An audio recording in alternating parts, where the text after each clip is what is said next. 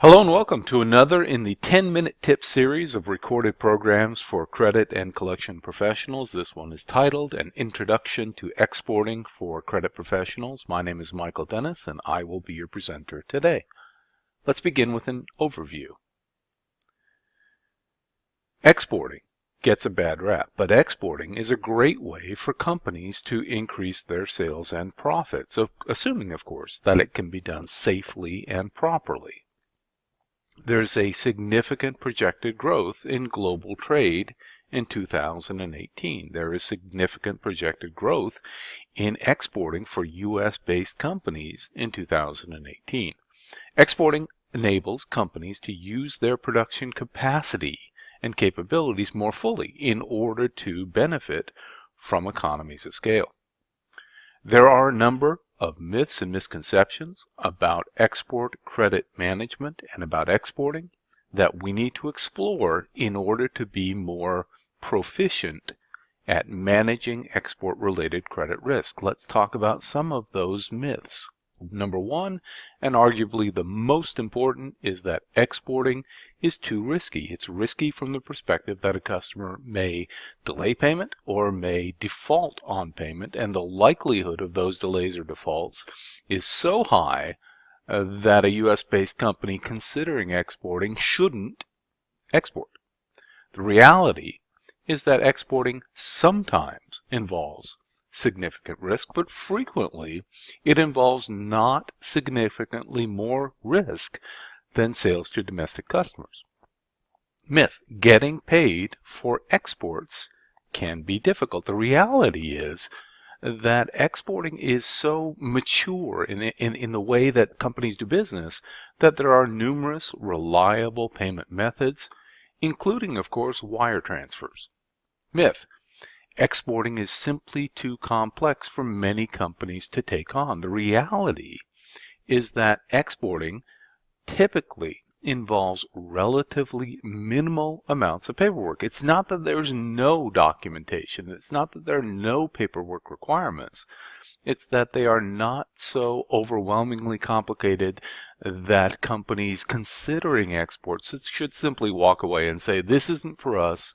We don't have the time, we don't have the expertise, we don't know what we're doing, because there are ways to learn. There are ways to become informed about how one goes about completing documents in preparation for exporting products. Myth: we don't need to export. Why? Because we sell everything that we make today domestically. And my response to that is this: business conditions are going to change over time. Companies that have never thought about exporting because they didn't think they needed it for whatever reason are going to experience some change in the U.S. domestic business marketplace.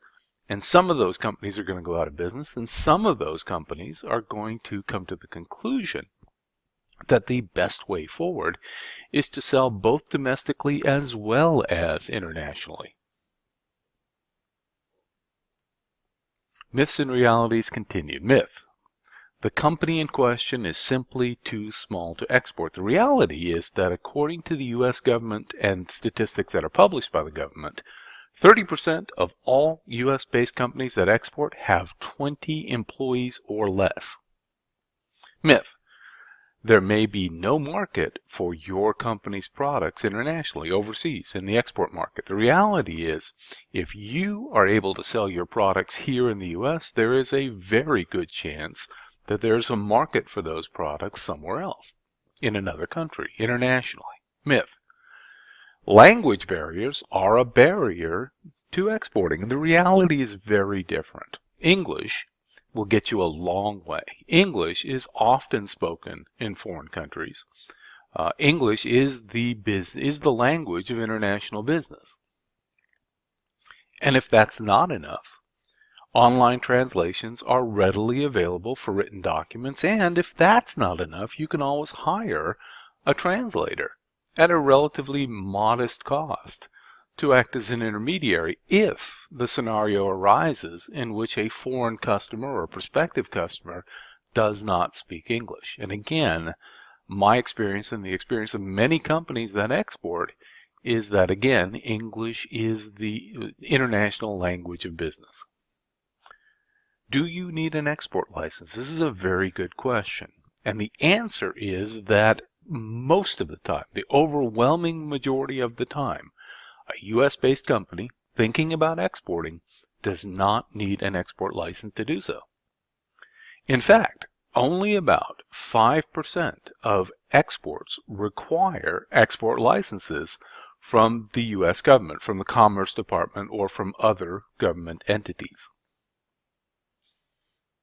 However, just because your product is among the 95% of export products that don't require an export license, this does not mean that you can export to anyone, anywhere.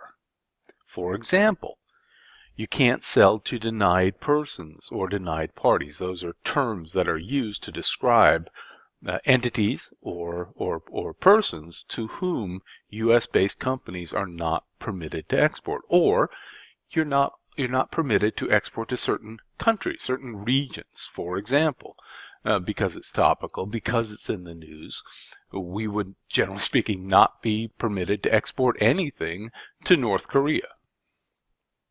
Export-related risks.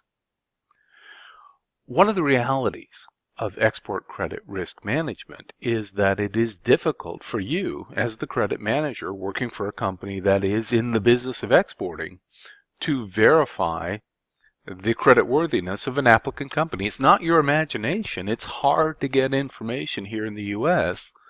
about foreign applicant companies.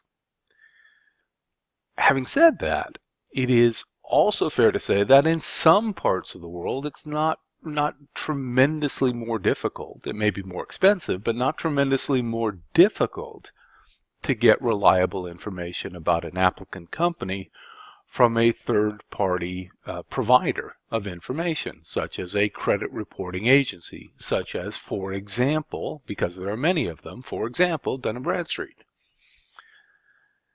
There are also export-related risks that we need to consider, because these are real. These do happen. You, for example, could export to a foreign country only to have the goods that you've shipped be not held, not confiscated, but actually held by the foreign customs entity for whatever reason. Another risk, which is more prevalent internationally in foreign shipments, is that goods might be lost or stolen in transit. There is also a very real possibility, although a very low possibility, but the idea is that a delivery may be rejected by a foreign buyer, and you have a lot more, I'll just use this term, invested in exporting a product. It's more expensive, for example, to ship the product to that foreign buyer. So the risk of the foreign buyer rejecting the delivery for whatever reason is more significant in terms of the financial impact on the exporting company. If you do not accept payment in U.S. dollars, if you do not demand payment is a better way of framing it. If you don't demand payment in U.S. dollars, then there are foreign currency related risks associated with exporting. There is also the risk in connection with exports, which we don't have domestically, what are referred to as sovereign or political risks. These are the risks that the government, the foreign government in the country to which we are exporting, may take certain actions which could limit or result in a scenario in which the foreign buyer is prevented from or unable to make payment for the products that we've delivered. There are also risks when you're exporting arising out of the laws of the country to which you are exporting. For example, there may be a rule in, I'll just say, Iceland. There may be a rule in Iceland that if you ship products to Iceland, the labeling on your product must be in English and in Icelandic. And if you ship products to Iceland that don't contain the bilingual labeling, that may create a problem for you as the exporter. So these are risks that arise, and by the way, this may or may not be true about Iceland, I have no idea, but there are risks arising in connection with the laws of the country in which your product is being shipped to. Another risk relating to export is the idea that foreign customers often require longer payment terms. And that's not altogether unexpected. And let me explain that. For example, if it takes, let's just say 30 days to ship a product from the U.S. to Iceland, I'll use Iceland again as an example, by sea on board a boat, it's not surprising that the Icelandic customer is going to demand longer payment terms, that longer, for example, than 30 days, because they won't even see the product for 30 days. Why? Because it's on a ship. And after it gets to Iceland, then it's got to go through customs. And if that takes a day, fine. If that takes a week, fine. But again, the issue from the perspective of the Icelandic customer is they don't want to pay you for the products before they've actually received the products. Now, these are issues, generally speaking, that we don't have domestically as credit professionals. We know that when we ship products in the U.S., it normally gets there even if it's being trucked across the country, in a few days. It's not a few weeks, which is quite possible in connection with export-related sales.